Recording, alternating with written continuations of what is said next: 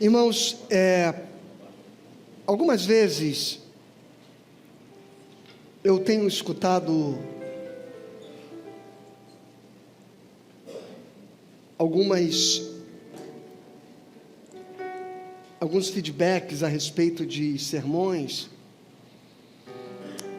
e as pessoas dizem assim: pastor, eu gosto do seu sermão porque o senhor fala como quem está sentindo e apaixonado por aquilo que você fala. Eu tenho vivido de um modo onde eu pergunto para Deus se não haveria um jeito mais fácil de que Ele me preparasse para pregar os sermões que prego. Se talvez você seja uma dessas pessoas que identifica a autenticidade, melhor dizendo, na minha fala, não como alguém simplesmente que repete um discurso teológico, mas como alguém que vem aqui expressar o que crê, o que sente, o que vive, o que deseja. E por isso não raro eu me emocionar no sermão, porque são palavras que me tocam. São experiências que antes de trazê-las à igreja, elas passam pela minha vida. E eu tenho percebido o quanto isso tem sido um modo como Deus, de alguma forma, escolheu me usar ou falar através da minha vida. É muito difícil a experiência do profeta quando Deus o chama, como fez com Oséias. Que Deus deseja: você tem uma mensagem para levar ao povo, só que você antes vai viver esta mensagem para poder dizê-la. Deus só queria dizer para o povo que Ele amava aquelas pessoas de um modo incondicional, e que Ele amava a tal ponto que Ele poderia restituí-las, e restituir o relacionamento dEle com o seu povo a despeito de qualquer coisa. Mas para dizer isso, bastava que o Oséias chegasse lá e dissesse: olha, o Senhor ama vocês de um modo incondicional, o Senhor perdoa vocês, não importa o que vocês tenham feito. Mas Deus não queria só que Oséias desse esta palavra, Deus queria que Oséias experimentasse o significado deste amor, para que ao falar do amor de Deus, ele não estivesse dizendo apenas de algo que ouviu falar, mas de algo que ele, por sua própria vida, experimentou. Então ele chama Oséias, que era só um boiadeiro, e ele diz: você vai levar uma mensagem para o meu povo, mas antes tem um caminho. Você vai casar com uma mulher, e você vai escolher esta mulher dentre as prostitutas de Israel. E vai ser lá no bairro da Luz Vermelha, sabe, que você vai buscar a sua esposa. E não será qualquer das mulheres da vida de lá que você vai buscar. Você vai buscar aquela que você saiba que já se deitou com seus amigos. A sua mulher será aquela que todos os homens desta cidade já a possuíram, especialmente aqueles que conhecem você. E Oséias vai lá e traz esta mulher, e ama esta mulher, e dá dignidade a ela, e tira ela daquela condição, e restitui a ela tudo que aquela vida havia roubado dela. Até que um dia ela decide ir embora e voltar para aquela vida. E ela volta para o lugar da sua prostituição. Já não tinha mais a mesma juventude, já não tinha mais a mesma beleza. Já não valia mais para os seus clientes o valor que outrora eles pagavam. E ela voltou a se prostituir, mas passou a viver numa condição precária. Oséias, então, de longe, preparava todos os dias uma cesta de pães, de cereais, e recheava esta sede de tudo de bom, e antes que o sol nascesse, ele deixava na porta da casa dela. E ela acreditava, ao abrir a porta, que aquilo era um presente de um dos seus clientes satisfeitos. E todos os dias Oséias alimentava a mulher que o abandonou, ainda que ele a tivesse amado tanto. E depois dessa vida traumática, Deus chama o profeta e diz: agora vai lá, e agora fala para o meu povo, que é desse jeito que você aprendeu a amar esta mulher de um modo incondicional, que eu os amo. E que ainda que eles tenham se prostituído, eu os amo. E ainda que eles tenham se voltado para outros deuses, eu os amo. E ainda que eles tenham me profanado e me envergonhado, eu os amo. E agora Oséias podia dizer isso, sabendo que é amar incondicionalmente alguém que não merece. O sermão que nós vamos pregar nesta manhã, eu mandei o roteiro de todos os sermões do mês de março para o Ministério de Mídia da igreja, com antecedência, antes ainda do primeiro domingo do mês. E o sermão destinado a ser pregado neste domingo era sobre o sofrimento. Sofrimentos que são para nós um estranho presente. Sofrimentos que são para nós um estranho presente. Quando o Espírito Santo colocou no meu coração, há 3 semanas atrás, pregar este sermão, neste domingo de março, eu não imaginava que Deus faria desta semana uma semana muito difícil na minha vida. Eu não imaginava que Deus ia me chamar para pregar um sermão onde eu teria que dizer de algo que eu tenho vivido e experimentado a respeito do cuidado e do amor de Deus por nós em meio à dor.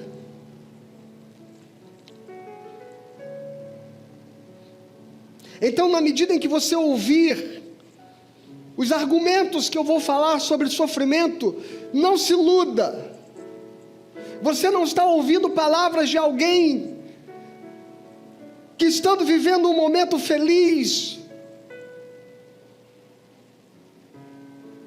que estando vivendo acima de problemas e dificuldades, vem aqui querer dizer para você aprender a lidar com a sua dor. Pode ter certeza que a palavra que Deus veio trazer para o seu coração nesta manhã são palavras de verdade e de vida, porque não são palavras de quem fala do que não vive, mas como disse o salmista certa vez, Deus decidiu me espremer e me esmagar,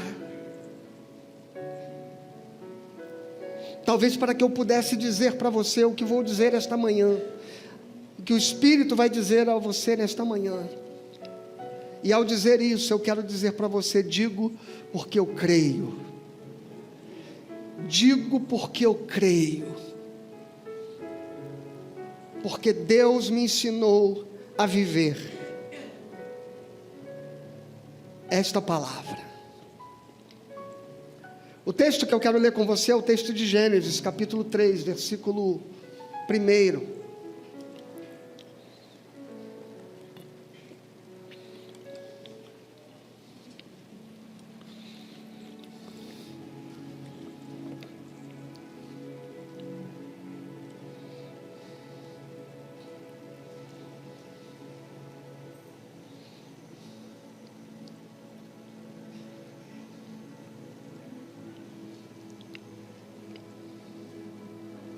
É curioso porque talvez algumas pessoas que saibam o que nós estamos passando e você vai saber, viu? Eu não vou deixar você no escuro não, só que eu vou dizer apenas no final.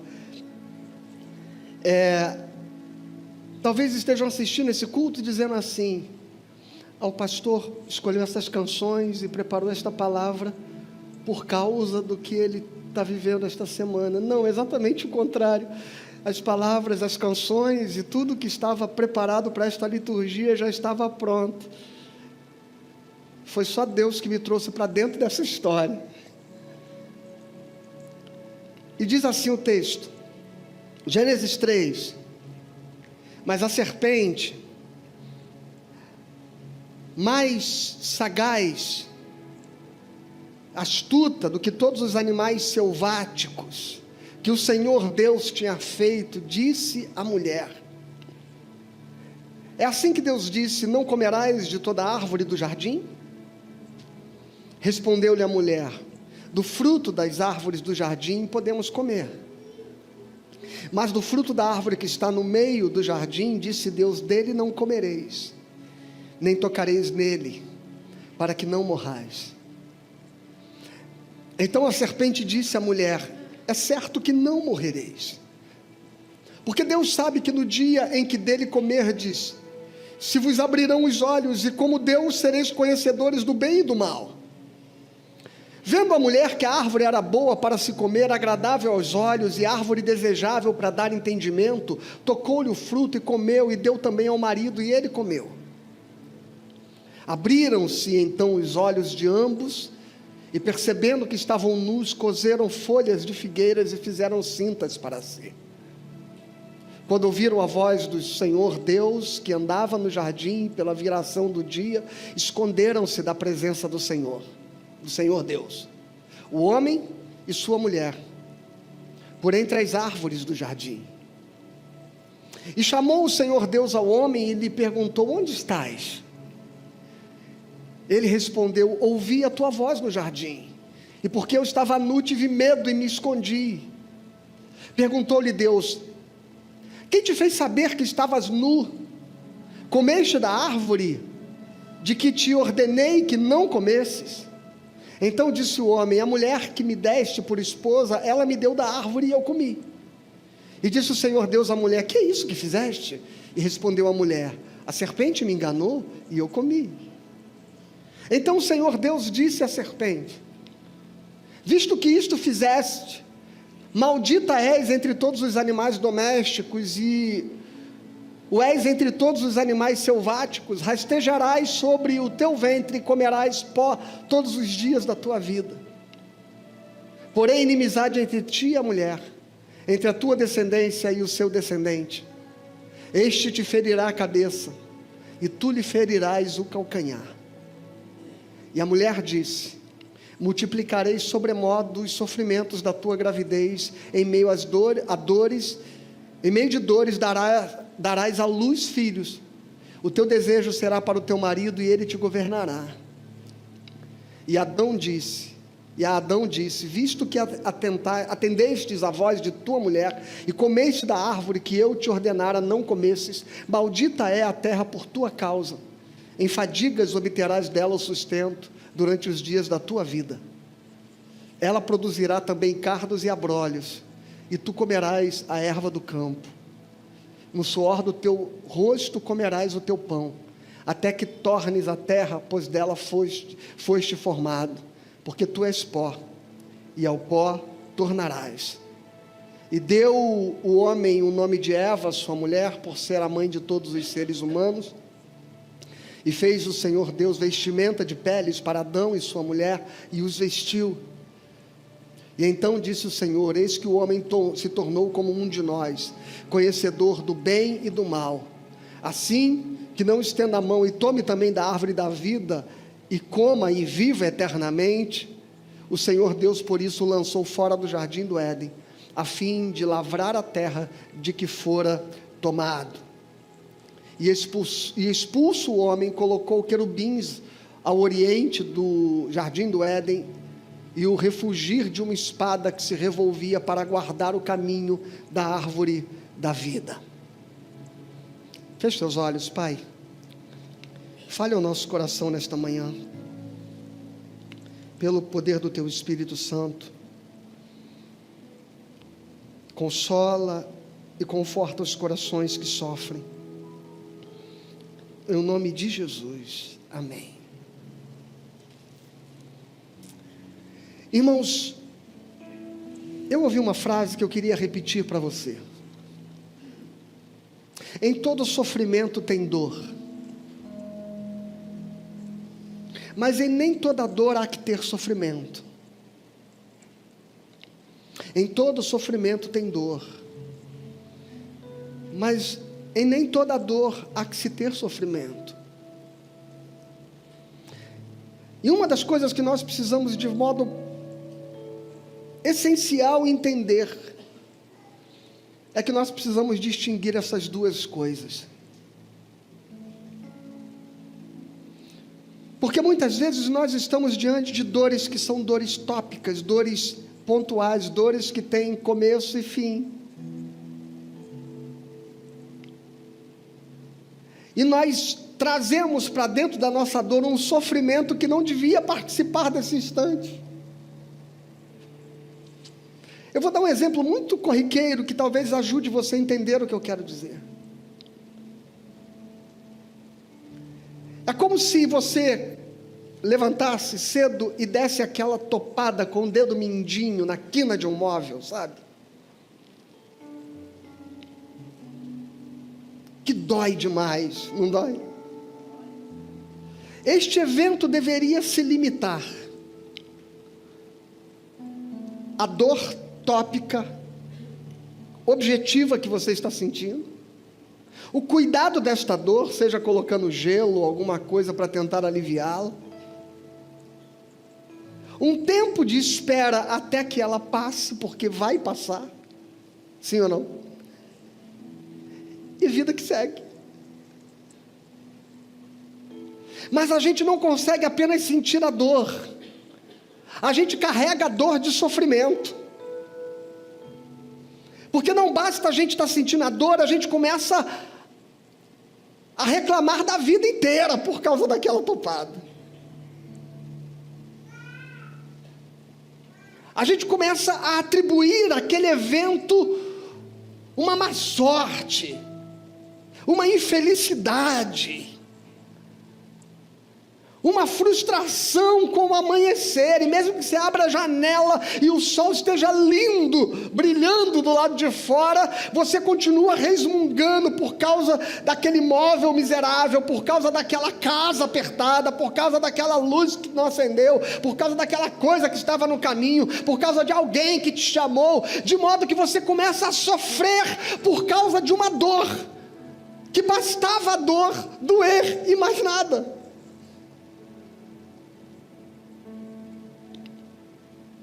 Bastava a gente aprender a apenas distinguir que nem toda dor precisa carregar sofrimento. Mas a gente tem o hábito de carregar toda dor de sofrência.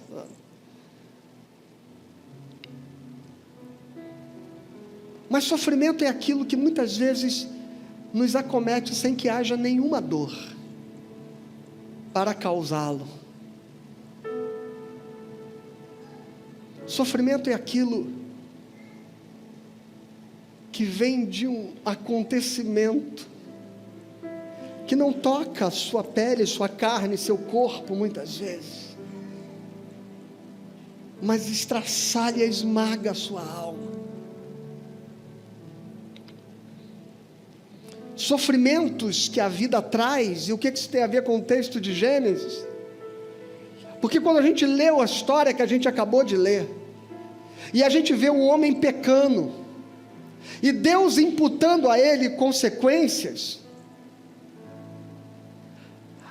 a incorreta, imprecisa e precipitada interpretação que a gente faz desses eventos é que o homem pecou e Deus imputou a ele castigos, não é verdade?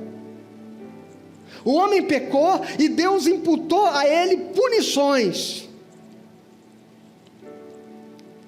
Eu queria convidar você a mudar a sua perspectiva a respeito dessa história.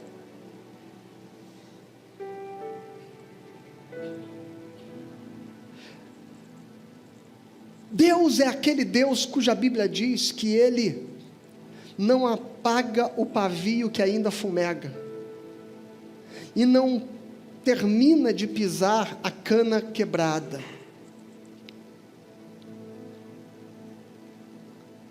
Deus não pisa a cana quebrada, e não apaga o pavio que fumega. Deus não aprofunda uma desgraça.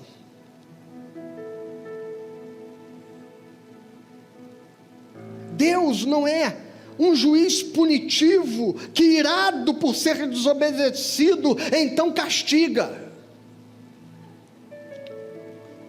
Infelizmente foi esse o Deus pintado nas paredes da religião. Eu queria convidar você a olhar esse texto de Gênesis e enxergar o sofrimento, não como castigo, mas o sofrimento como cura. E este é o primeiro convite que eu faço a você nesta manhã.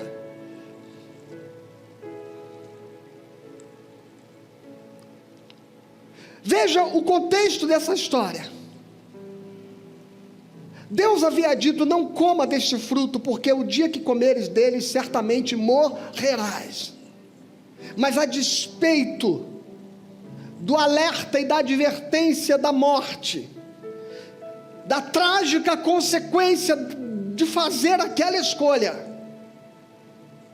o homem é tão obstinado, o seu apetite orgulhoso, vaidoso, sedento de ter, de possuir, de ser mais,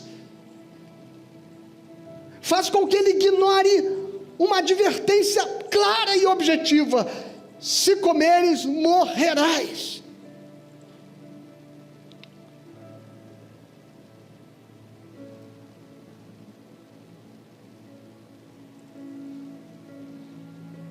Sabe, e às vezes é difícil entender esse apetite do ser humano por aquilo que ele sabe que vai destruí-lo. Eu sou motociclista, existem grupos de motos que saem para rolês no final de semana, aquelas motos speeds, carenadas, sabe, aquelas motos de velocidade. E eles saem por essas estradas mal cuidadas do Brasil em alta velocidade, 200, 250 quilômetros por hora. E esses grupos se auto-apelidam de os grupos dos 20%. Porque todo ano 20% deles morrem. Mas a despeito de saber que esta pode ser muitas vezes uma inevitável consequência de se andar nas ruas do Brasil a 250 km por hora, eles o fazem. A despeito de Deus dizer que o homem se destruiria se fizesse aquela escolha, o homem obstinado por si mesmo, obstinado pela sua ambição, o fez. E o pecado nos lançou num modo tão extremo de egoísmo, que as consequências disso seriam devastadoras. E o Deus que está enxergando a tragédia que vai acontecer com o homem, que havendo quebrado as barreiras dos limites, do bom senso, do viver e do existir, Deus decide, por amor e misericórdia, estabelecer um antídoto para esta vaidade, para este orgulho humano.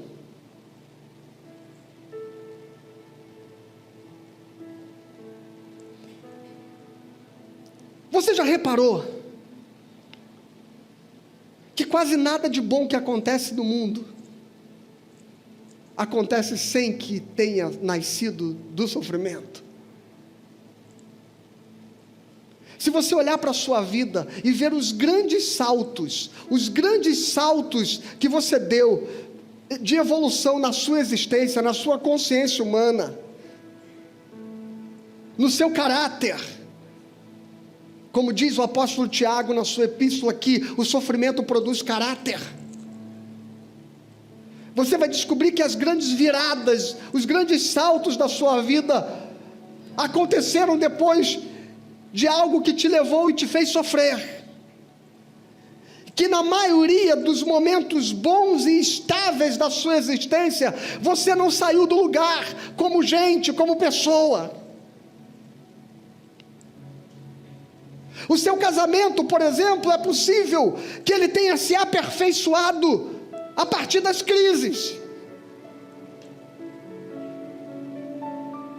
E foi só quando vocês começaram a viver e tratar as crises, os desentendimentos, começaram a aprender a relacionar-se, entender melhor quem é o outro e quem se é.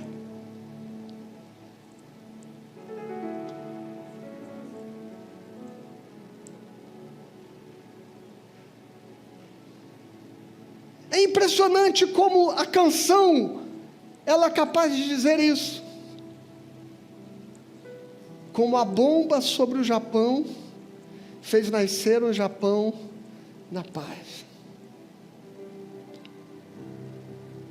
Impressionante como um país que foi destruído por uma catástrofe humanitária de 2 bombas atômicas jogadas sobre Hiroshima e Nagasaki.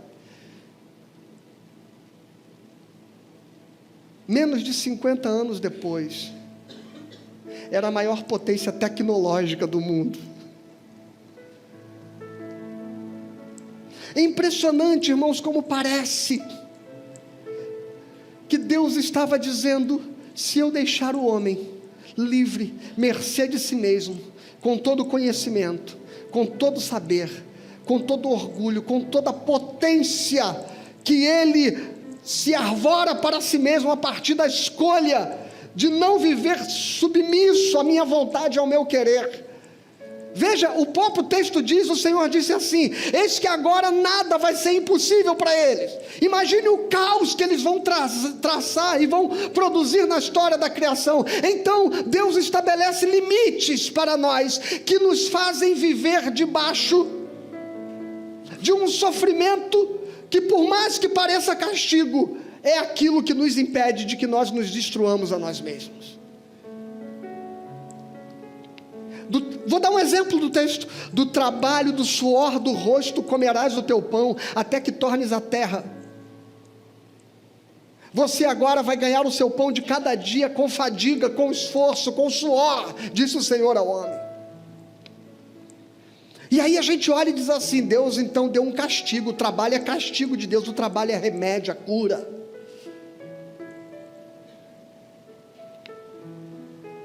Você já viu o caráter? Que tipo de ser humano surge de uma criança e de um adolescente sobre o qual não se coloca obrigações, responsabilidades dentro de casa? Você já viu que tipo de consciência e caráter se constrói num homem que tem apenas poder e dinheiro, mas que nunca efetivamente viveu sob o suor do seu rosto? Que tipo de homem limitado, infantil, e que tipo de caráter se gera em alguém que constrói a sua vida sem esforço e sem trabalho? Pergunte para o menino Ney.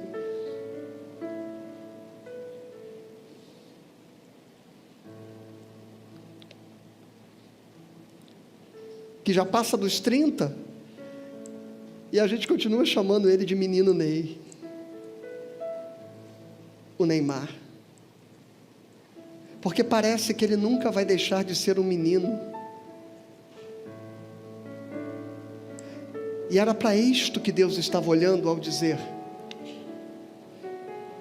que o homem solto em poder, orgulho e vaidade nunca deixará de ser um menino perdido, fazendo tolices, inconsequente. Do trabalho da tua mão comerás, porque o trabalho vai moldar o teu caráter, o sofrimento vai conter o teu orgulho. É impressionante que parece que toda vez que a humanidade está rumando sem freio a 300 km por hora diante de uma curva ou de um precipício, parece que a gente não vai parar e não vai conseguir parar. E são as tragédias, infelizmente, e são as grandes tragédias humanas que nós vivemos que nos fazem botar o pé no freio, frear, parar e repensar quem somos como pessoas, como seres humanos, que nos lembram que a vida precisa de solidariedade, por exemplo.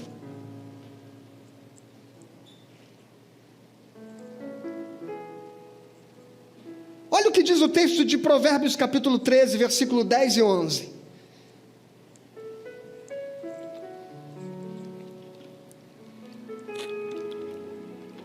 Da soberba só resulta a contenda,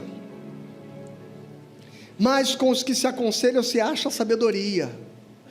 Os bens que facilmente se ganham, esses diminuem, mas o que ajunta a força do trabalho terá aumento. Em outra tradução é assim: a riqueza que é fácil de ganhar é fácil de perder.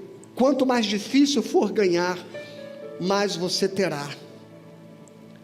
Esse é um provérbio bíblico, que Deus está dizendo um modo como o caráter molda a nossa vida, o nosso comportamento. Certamente você lê todos os dias histórias de tragédias que se sucederam à vida de pessoas que ganharam fortunas das loterias, não conhece? Ou suas vidas se tornaram fúteis e banais, ou as suas vidas se tornaram uma tragédia de desenlaces, relacionamentos, morte, contendas, perturbações. Não olhe Gênesis como um Deus punindo, mas olhe o texto como um Deus que está dizendo que o sofrimento é aquilo que Deus nos deu como antídoto para a consequência do pecado, que se Deus não nos colocasse freios, nos levaria de forma imediata para a morte. A vida estaria inviabilizada na terra, se o homem, com poder, riqueza e glória, não fosse confrontado em algum momento com seus próprios sofrimentos.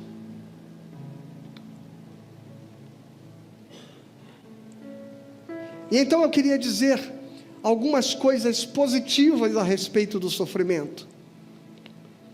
Pastor, por que Deus permite? Se Ele é bom, por que Ele permite que nós soframos? Esta é uma pergunta muito básica, que muitas pessoas fazem.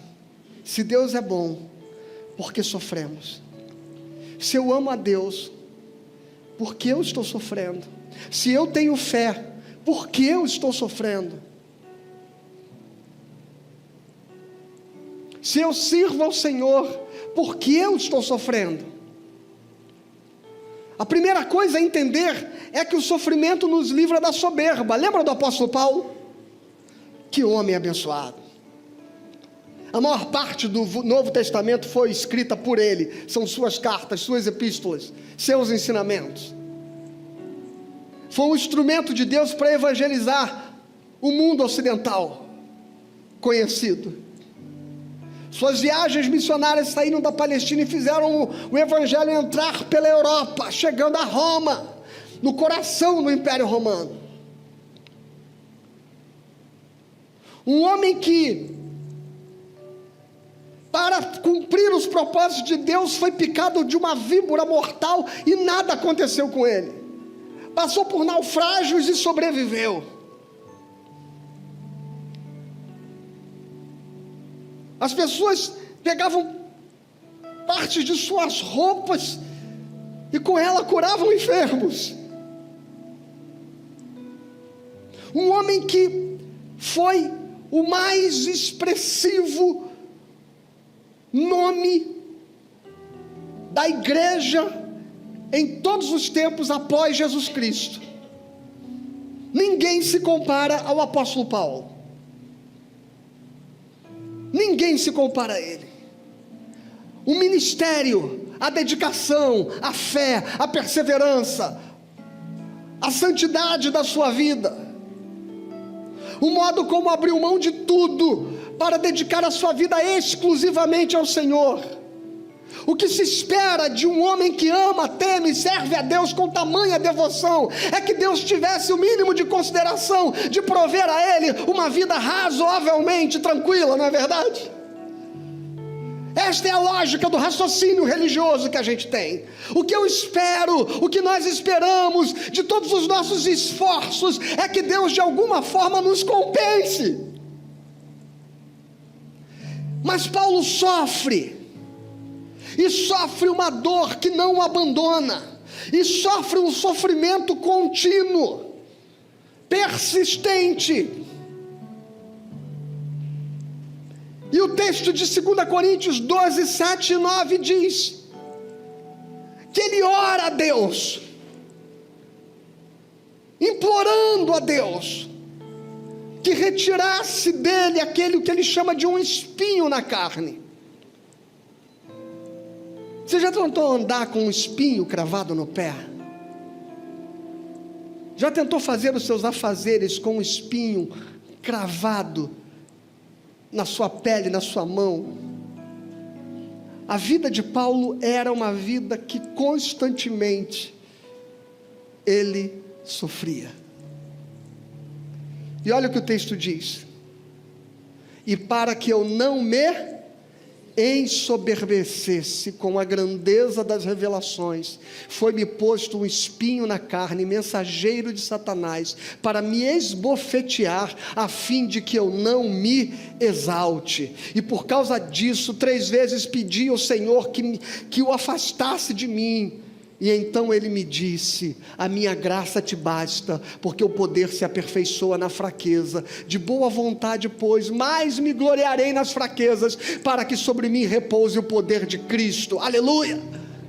Então a primeira coisa que o texto nos ensina hoje aqui, a primeiro presente do sofrimento é que o Paulo está dizendo: o sofrimento que Deus me permitiu viver e que se recusou a remover da minha vida, era o que me manteve longe da soberba, do orgulho, da prepotência.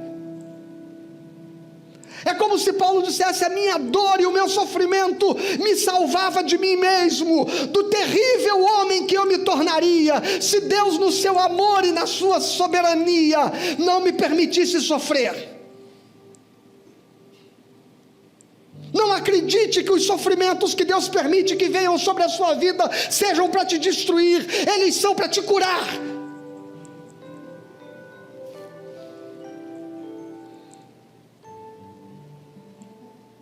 O sofrimento, segunda coisa, ele nos livra da insensibilidade que o egoísmo coloca em nós.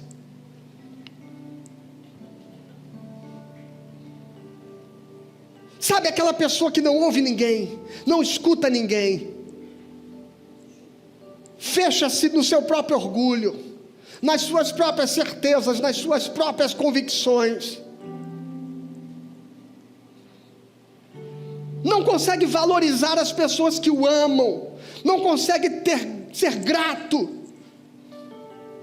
egoísta, insensível. Este era o moço chamado de pródigo na parábola de Lucas capítulo 15, que pega os seus bens, que vira as costas para a casa do pai e vai embora, e passa a viver a sua vida de forma dissoluta.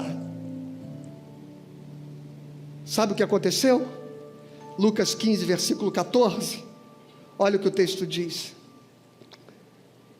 depois de ter consumido tudo, sobreveio àquele país uma grande fome, e ele começou a passar necessidade, e então ele foi e se agregou a um dos cidadãos daquela terra, e esse mandou ele para os campos a guardar porcos, e ali ele desejava fartar-se das alfarrobas que os porcos comiam, mas ninguém lhe dava nada.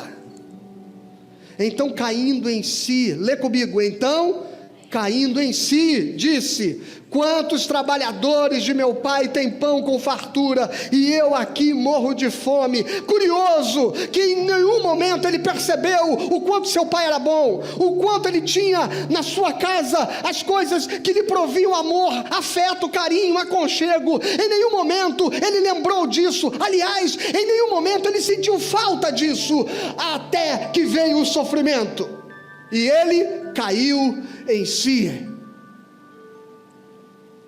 A segunda dádiva do sofrimento é que muitas vezes é a única forma da gente enxergar aquilo que a gente não consegue ver. A terceira coisa é que o sofrimento nos livra da ilusão de uma vida fútil. Ele nos faz parar para pensar naquilo que realmente é importante.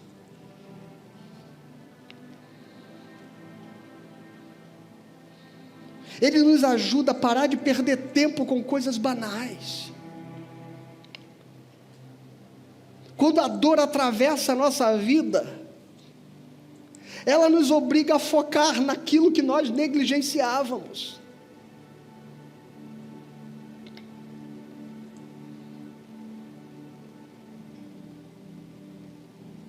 O tempo inteiro você sabe que a gente precisa cuidar da alimentação, que a gente precisa cuidar da saúde, que a gente devia fazer um check-up, que a gente devia tomar conta de nós mesmos, cuidar da nossa saúde mental, cuidar dos nossos relacionamentos. O tempo inteiro todos nós sabemos disso, mas a desculpa que a gente dá para a gente mesmo a todo tempo é que a gente não tem tempo.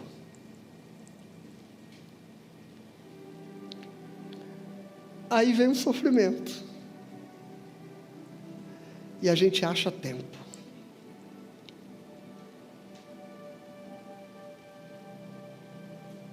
E aí você que não consegue ir ao médico um dia sequer para fazer aquele exame, para ir naquela consulta, para fazer aquele check-up, cai internado 3 semanas, porque o sofrimento arruma um tempo para você cuidar de você. Aí você que não consegue parar, descansar, que não consegue cuidar dos seus afetos, dos seus relacionamentos, aí o seu corpo grita, e aí você adoece, e aí você descobre, aqui você precisa dar importância. E o que realmente importa e é relevante. Olha o que diz Eclesiastes capítulo 7, versículo 1 ao 4.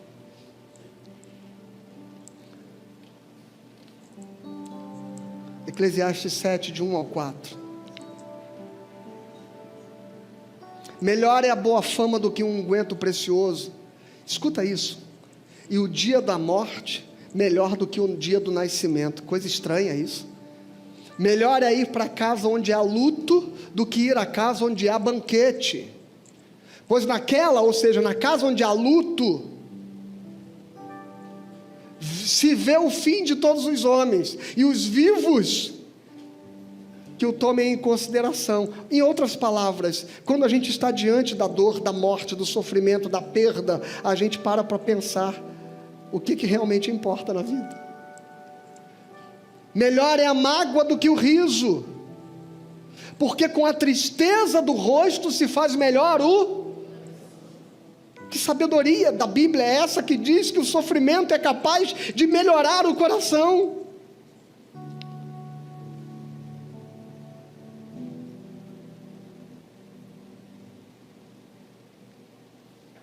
De nos trazer sensibilidade, de nos trazer compreensão de limitações, das nossas fraquezas.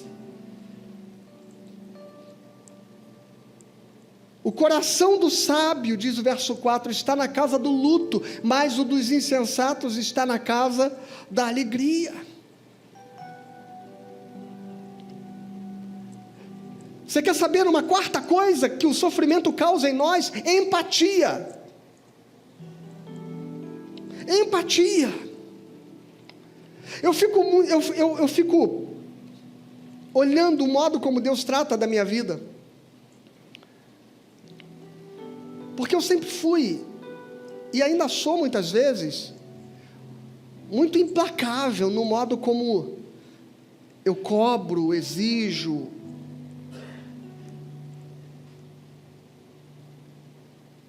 Mas eu fui assim durante muito tempo em todas as áreas da minha vida, ao ponto de ter dificuldade de entender a dor do outro, a falha do outro, a queda, o fracasso do outro. E na maioria das vezes, a gente fica olhando da janela da nossa estabilidade, as pessoas tropeçando, caindo, falhando, fracassando, errando, pecando, e nós temos a tendência de julgá-las, rotulá-las, culpá-las, culpabilizá-las, até que a gente sofre a mesma dor, até que a gente passa pelo mesmo drama, até que a gente experimenta a mesma tragédia. Aí a gente é arrancado da ilusão de que a gente sabe tudo, e de que a gente faria melhor. A gente é arrancado da ilusão da nossa sabedoria, porque diante dos sofrimentos cotidianos a gente percebe o quanto nós somos incompetentes para muitas coisas pelos quais nós julgávamos os outros. E talvez por isso que a minha experiência de gabinete pastoral tenha me levado a experimentar isso, e Deus tenha me espremido e me esprema de tal modo, porque quando eu estou diante de um casamento em sofrimento, eu sei bem o que é, porque eu cheguei e a minha casa e o meu casamento chegou ao fundo do poço. Porque quando eu estou diante de pais sofrendo com seus filhos, eu sei bem o que é, porque também nós temos sido levados aos limites inimagináveis de lutas e dores com nossos filhos. Eu sei que os fracassos que muitas vezes as pessoas vivem com questões internas suas, eu sei o que é, porque Deus tem me feito experimentar muitas vezes vergonhas e tristezas dentro do meu coração. E eu descubro o que o apóstolo Paulo diz em 2 Coríntios capítulo 1, versículo 3 ao 6, quando ele diz assim: bendito seja o Deus e Pai de nosso Senhor Jesus Cristo, Pai de misericórdias e Deus de toda consolação. Escuta isso: Ele que nos conforta em toda a nossa tribulação, para podermos consolar os que estiverem em qualquer angústia, com a consolação com que nós mesmos somos contemplados por Deus. Aí eu descobri que quando Deus me permite sofrer, e Ele cuida de mim no meu sofrimento, é para que eu seja capaz de cuidar do outro no sofrimento que ele sofre, para que eu não me sinta maior do que ele, para que eu não me sinta acima dele, para que eu não me ache alguém capaz de dar lição de moral em ninguém, capaz de acreditar que eu sou mais sábio do que o outro. Não, eu sou capaz de ajudar, porque agora eu sei o que é sofrer como o outro sofre, viver o que o outro vive, sentir o que o outro sente, e agora eu posso ser instrumento de Deus para consolá-lo com a mesma consolação que Deus consola a minha vida.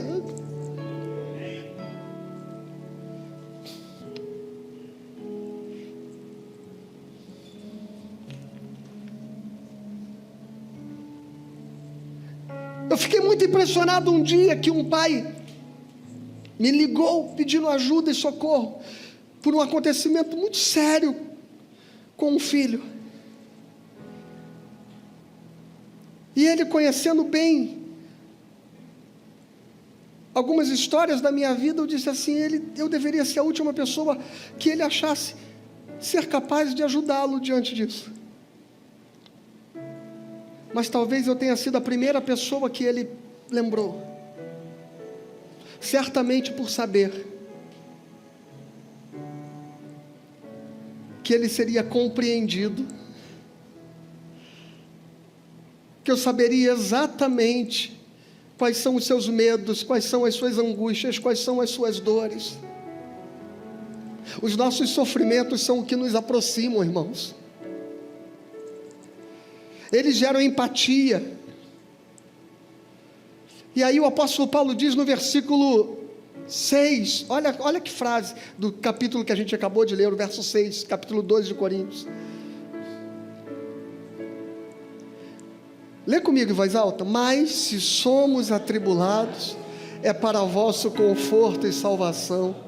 Se somos confortados, é também para o vosso conforto, o qual se torna eficaz, suportando vós com paciência os mesmos sofrimentos que nós também.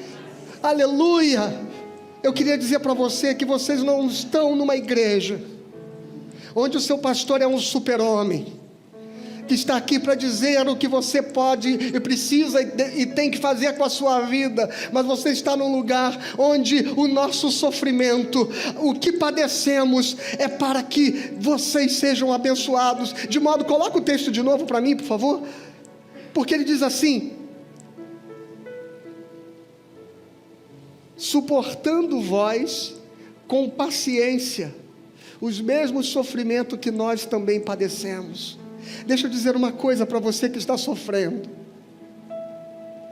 Quando eu cantei aqui hoje deste púlpito, sou feliz com Jesus, é porque eu sou feliz com Jesus. E você pode ser feliz com Jesus ainda que você esteja sofrendo, porque eu sou feliz com Jesus apesar de estar sofrendo. Eu sou feliz com Jesus e eu quero dizer, tenha esperança, porque o amor de Deus vai cuidar da sua vida e vai cuidar do seu coração. O sofrimento nos traz presentes escondidos em seus espinhos.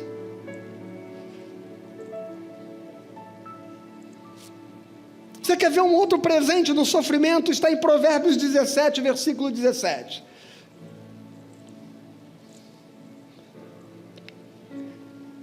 Em todo tempo ama o amigo, e na angústia, é no sofrimento que você descobre com quem você pode contar de verdade na vida. Quando as coisas estão bem, tem muita gente perto de você, mas quando as coisas estão mal, aí você descobre quem são seus irmãos verdadeiros.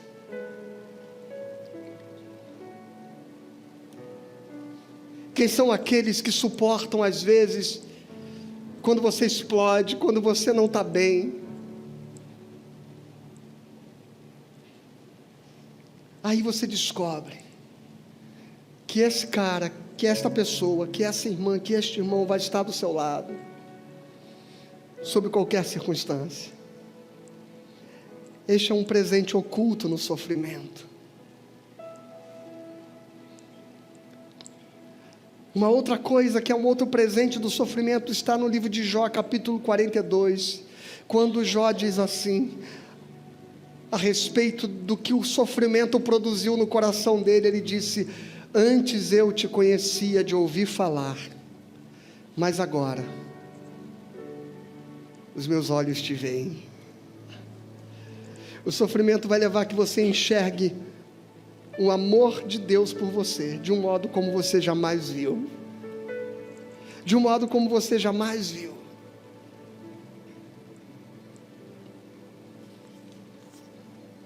Sabe, meu irmão, mas eu quero terminar nesta hora falando duas coisas para você.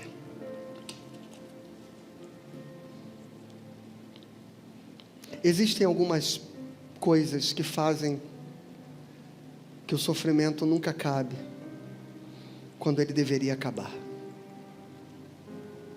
Apesar de tudo que eu disse a respeito do que o sofrimento pode produzir de bom em nós, Deus não tem prazer que você esteja sofrendo.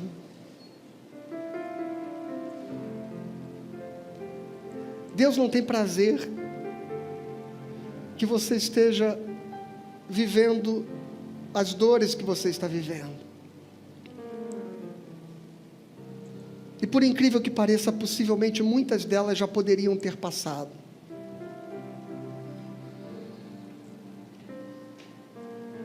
o que agrava o sofrimento, para além do tempo que ele deveria durar.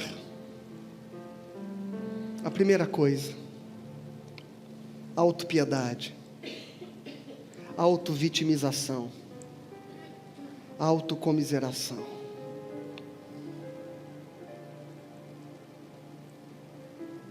É quando você está preso a esta condição e se agarra a ela como vítima.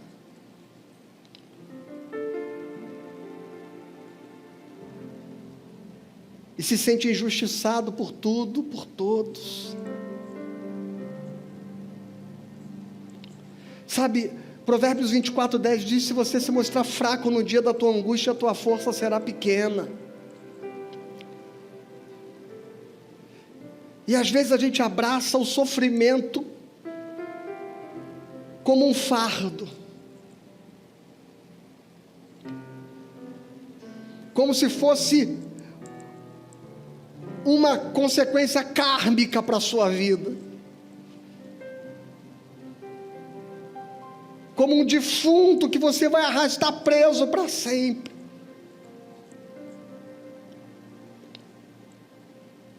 E é preciso levantar-se, é preciso dizer chega, é preciso dizer basta. Os lutos têm um tempo para durar, as perdas têm um tempo para serem sofridas, as mágoas têm um tempo e elas precisam ser curadas. Mas para isso é preciso que você acredite que a vida vai continuar e que o sol volta a brilhar depois das tempestades.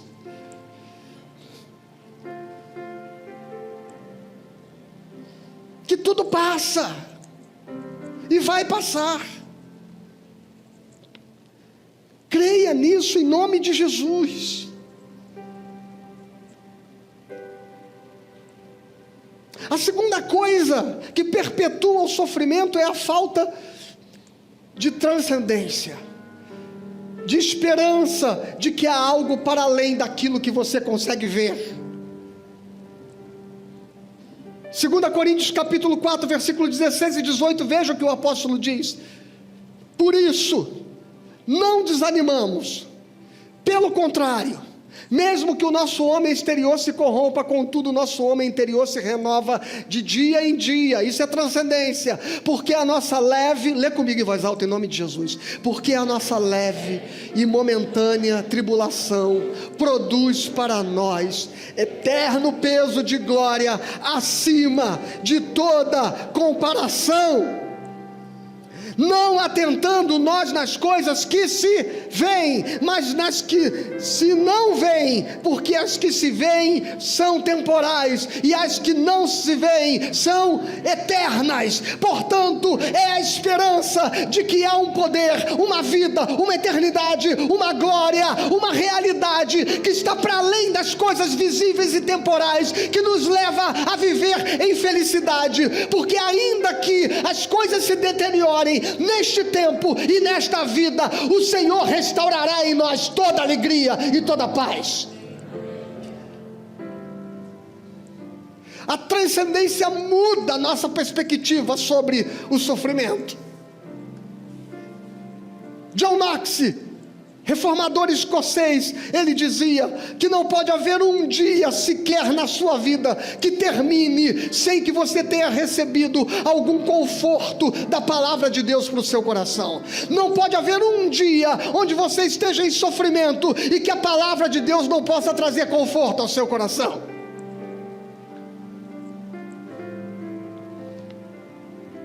Deus tem algo a fazer e quer fazer algo na sua vida a partir da sua dor. Mas não perpetue uma dor que já poderia ter tido fim. Não viva resignado, se auto-vitimizando dentro de um processo que jamais vai curar, se você não decidir que este tempo de sofrer precisa terminar.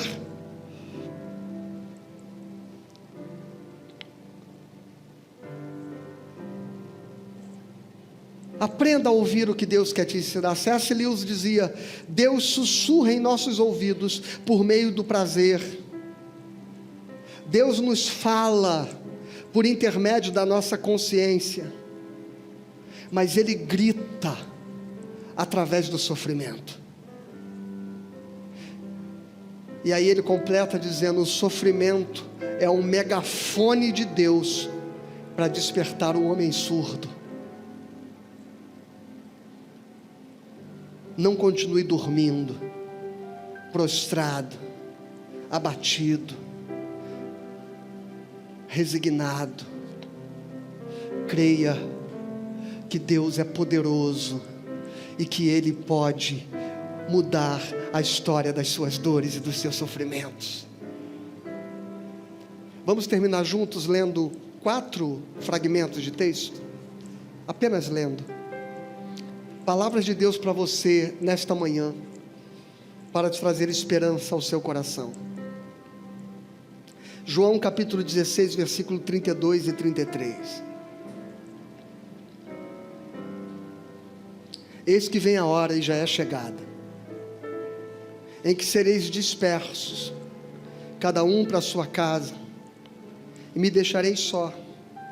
Contudo, eu não estou só, porque o Pai está comigo. Estas coisas vos tenho dito para que tenhais paz em mim. No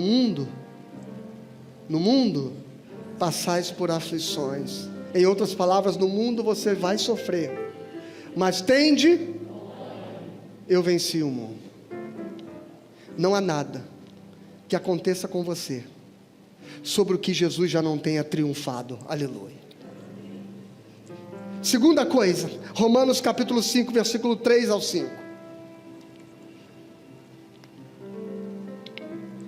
Não somente isso, mas também nos gloriamos nas próprias tribulações, sabendo que a tribulação produz, e a perseverança produz, e a experiência produz, e a esperança não confunde, porque o amor de Deus é derramado em nosso coração pelo Espírito Santo que nos foi outorgado. A tribulação vai ajudar você a ser forte e perseverante. A perseverança vai levar você a ter experiências com Deus, e as suas experiências de Deus vão levar você a ter esperança. Aleluia! Terceira coisa, João capítulo 16, versículo 20 ao 22. Em verdade eu vos digo,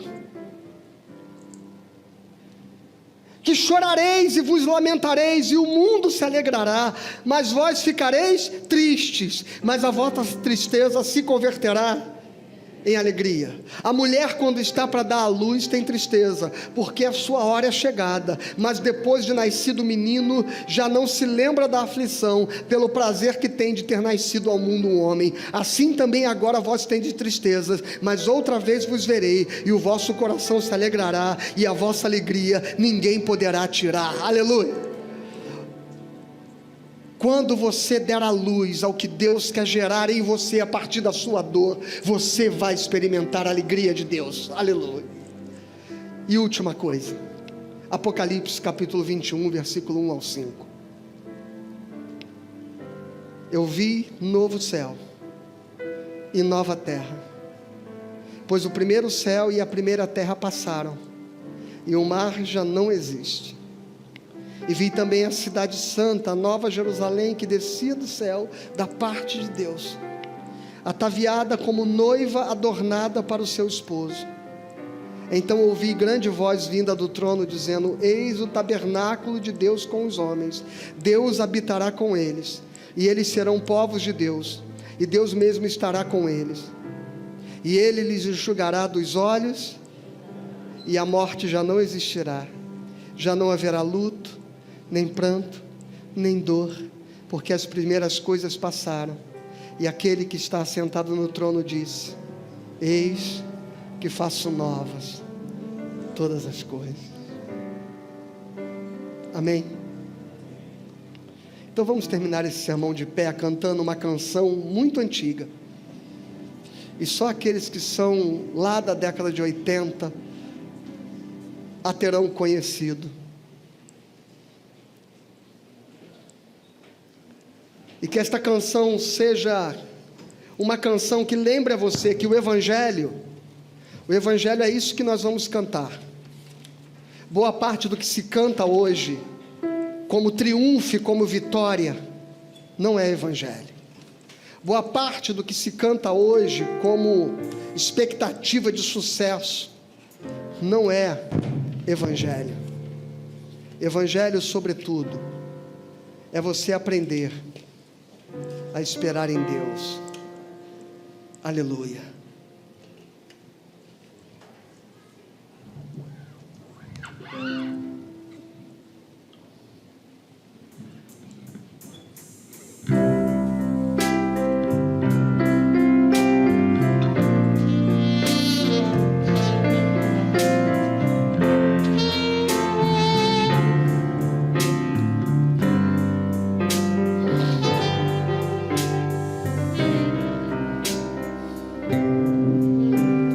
De tanto ver os meus planos caírem por terra,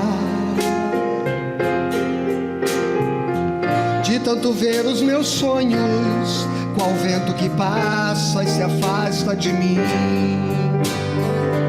fico às vezes perdido na fúria da guerra. Mas uma voz tão suave eu ouço pertinho falando assim: é melhor esperar em Deus, é melhor esperar no Senhor. Vale a pena sofrer, porque tudo Deus vê, quanto a angústia passando estou. É melhor esperar em Deus, é melhor esperar no Senhor. Sofrendo ou chorando, eu sei, vale a pena esperar no Senhor.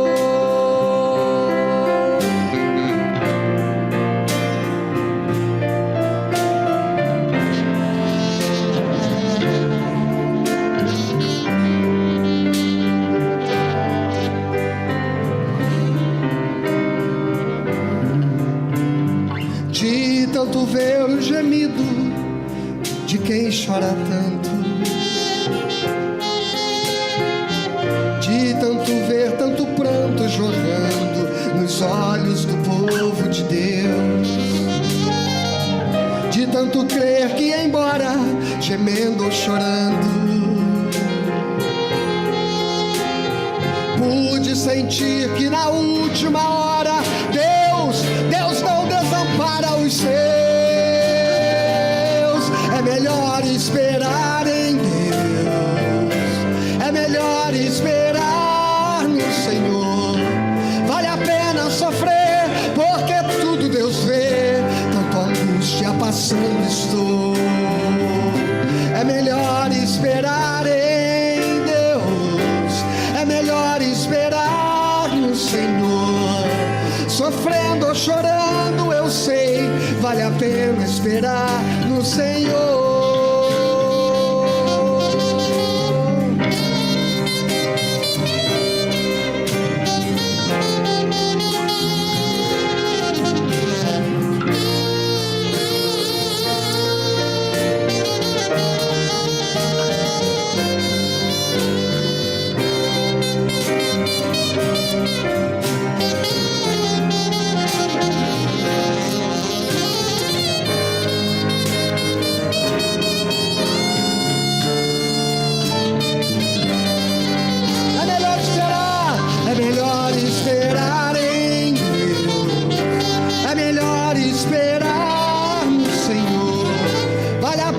Sofrer, porque tudo Deus vê, quanto a angústia passando estou.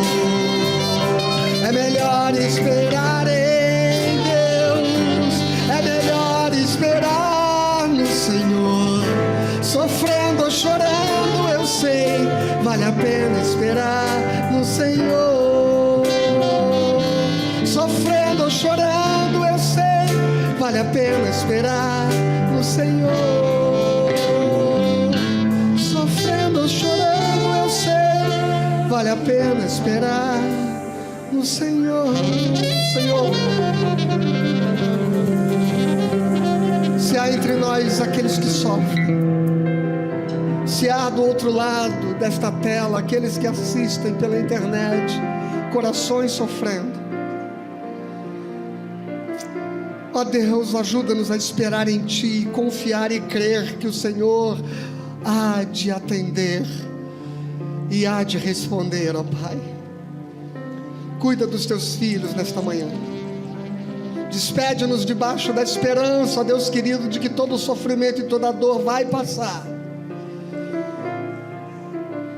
e que todas as coisas cooperam para o bem daqueles que amam ao Senhor e são chamados por o Seu decreto.